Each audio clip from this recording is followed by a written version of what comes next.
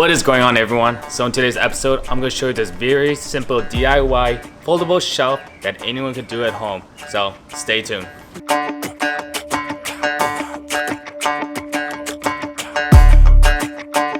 Welcome back, guys. Let's jump right into this and start with a 40 by 10 piece of plywood, and with those exact measurements, cut this 1/4 inch rubber mat. I'm horrible at cutting straight lines, so I've been using the spare crossbar that I have from my roof rack as a cutting guide. Now it's time to go to our extremely clean, state-of-the-art paint booth and use our automatic paint shaker.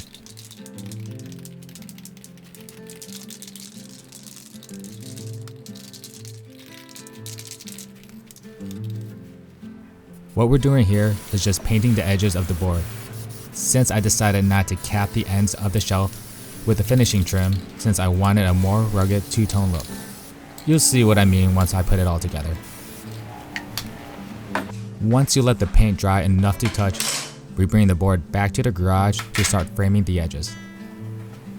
I used the thinnest trim piece I could find so that we have as much surface area as possible for the actual usable space.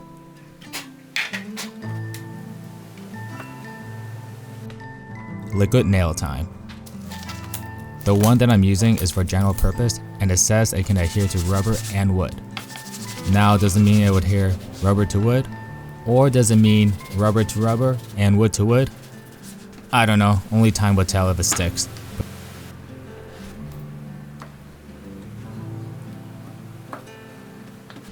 But to be safe, I stapled the border since it'll be covered up by the trim piece, threw up some flat boards, a toolbox, and some clamps. I waited a little bit and then went on to securing the trim.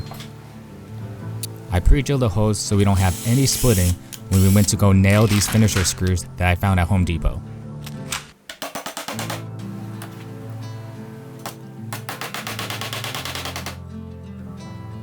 I took it one step further and used a punch to drive in the nails just a little further to make it as flush as possible. I may go the extra mile later and fill in the holes with some wood putty, but that's for another day. With the main side done, it's time to flip over the board and double check if the measurements are correct before I start drilling. I found a simple clasp that we're going to use to support the wire that we're going to install later, and made a notch. The reason why I notched the wood is because I wanted a flat, clean looking frame showing no screws.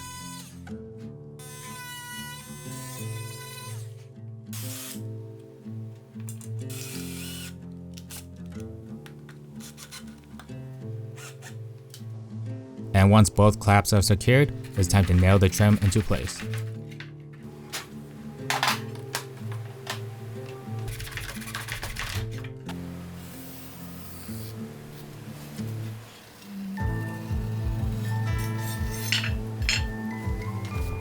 You may have noticed that I'm using a wider trim piece on this side, and that's because I thought it'd be cool to make the shelf look like a picture frame, instead of the traditional all-black aluminum shelves you typically see on these builds. I know this isn't everyone's cup of tea, but I thought it'd be cool to do something different, especially for using the leftover carpet from my last build to tie the interior together.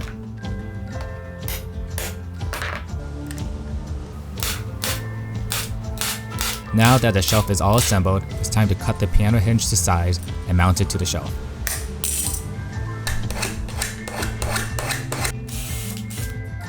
If you're following this project at home, make sure you pre-drill your holes to prevent the wood from splitting and failing. It also helps to make sure your screws going straight. Granted, if you drilled it straight to begin with. I also noticed that there's about a 1/2 inch gap from the shelf and the piano hinge when it's at a 90-degree angle. So I found these spacers laying around to use as stoppers.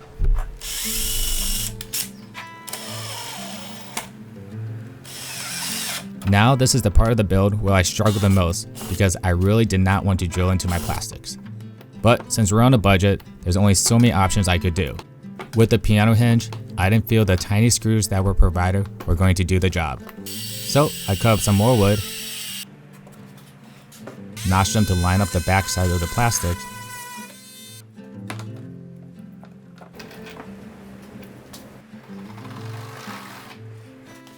and use wood screws to secure the piano hinge. This is where the 1/2-inch spacers came in handy, since it held the shelf when it was propped down with minimal support and prevented the shelf from hyperextending. Now, if I had the necessary tools, then I would have opted with aluminum brackets on both sides, sandwiched the plastics together, and had the piano hinge mounted on the aluminum bar. It would look much better and be more robust.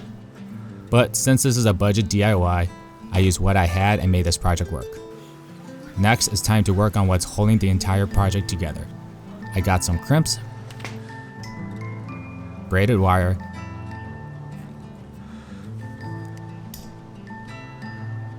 and I tried to be fancy with heat shrinking the connection. Over in the trunk area, I popped up the gas strut and used its bracket. I found that this was the perfect placement to support the shelf, as the wire can slip through a pre-existing hole of the plastics and route directly to the shelf at a perfect angle.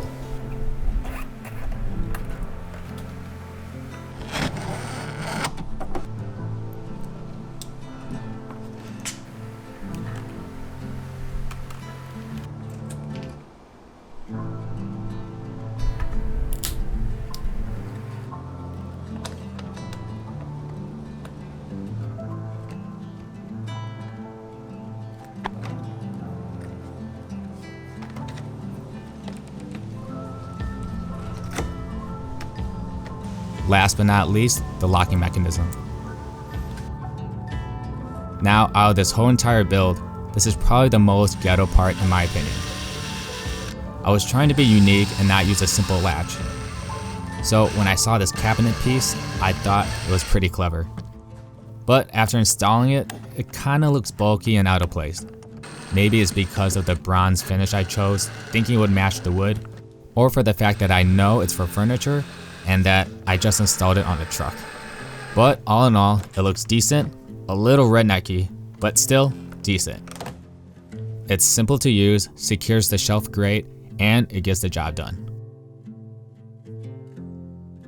So this is gonna wrap up today's video. Hopefully you guys liked the little budget system I did. There's definitely much better ways to do this. Getting more quality parts. Don't use, houseware items, but honestly, I think this turned out great.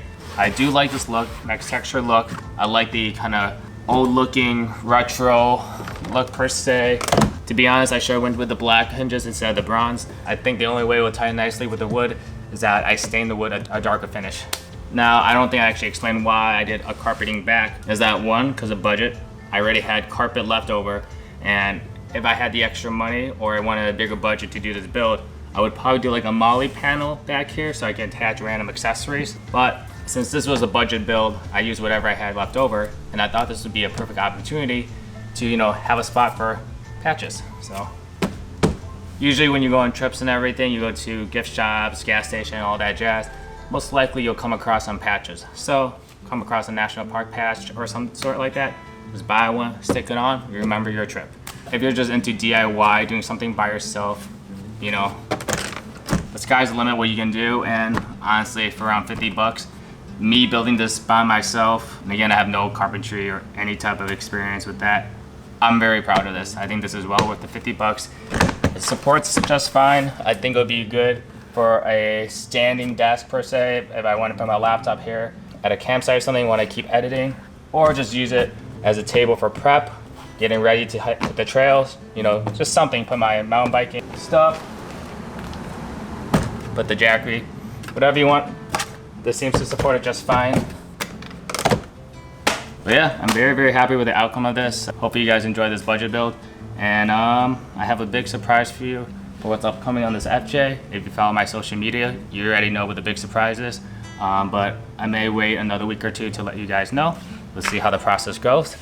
But for now, I'll try to pump up some more content of some more budget builds before the big reveal. So yeah, like I said, hopefully you guys enjoyed this video, and I'll see you guys in the next one. Later.